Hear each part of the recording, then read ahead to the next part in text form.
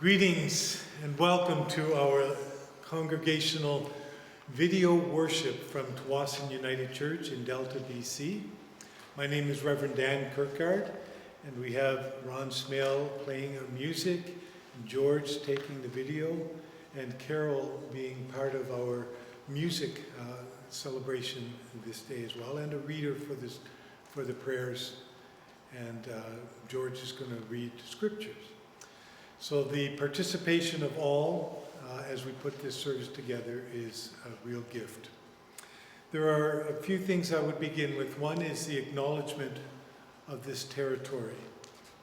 Before we begin, I want to acknowledge the traditional territory of the Tsawwassen and Musqueam First Nations and all the Hunkaminam speaking peoples who have been stewards of this land since time immemorial. Tsawwassen United Church recognizes the history between Canada's government and the Indigenous peoples of this land. We, as Tsawwassen United Church, understand the relationship in history and within present times. We continue to learn from the mistakes of our past. We are fortunate and grateful to be given the opportunity to move toward reconciliation and foster meaningful relationships with all Tsawwassen First Nation community members. Thank you. Our announcements of the life and work of our community have a few things for us to be aware of. It should be out this weekend or at the latest next week, our Voice newsletter from Tsawwassen United Church. And there will be some recognitions of the various holidays throughout these next weeks in February. So if you haven't yet sent something to Lynn and would like it to be in this newsletter, please do so very soon. We want to be in prayer for, continuing prayer for those that are in homes of care for seniors, nursing homes or residential homes.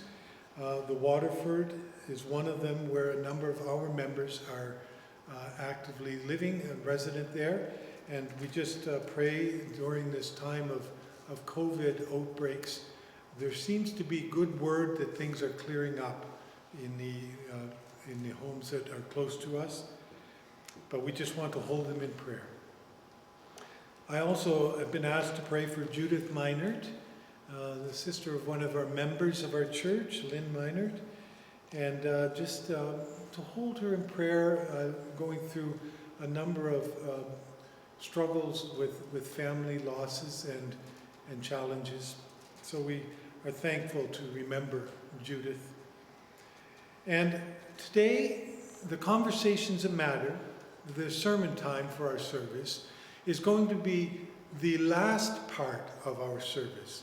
So all of the readings and the hymns and the prayers will be recorded and presented first. And the last part, and the reason I'm doing that is because I had the wonderful opportunity to do a Zoom call and recorded it with Ralph Thomas in St. John, New Brunswick. And here I am in Delta, BC. It happened to be an amazing conversation and one that I couldn't hardly cut off. And so it actually is about a 45-minute conversation. I want to invite you to stay and listen to the whole piece because he has some wonderful pieces of his story and the story of the Black community in his area. And so it will be there at the end of the service so that it doesn't take the liturgical pieces of the service too long to unfold. So if you can work with us on that for this week, we are so happy to have you with us. We will now hear the prelude that is played by Ron Smale as we light the candle, and then we'll have our call to worship.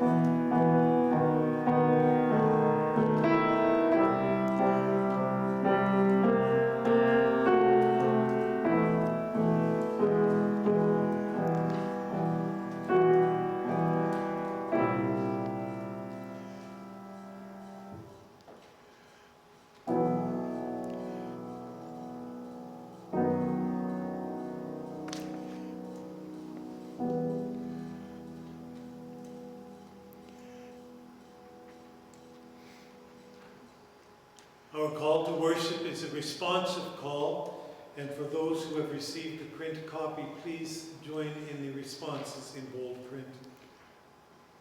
God said, "Let light shine in the darkness." Lord, shine your light into our lives. We see the glory of God in the face of Christ. The light of Christ is with us day by day. Let us follow the light of Christ together. Let us worship God with thanks and praise.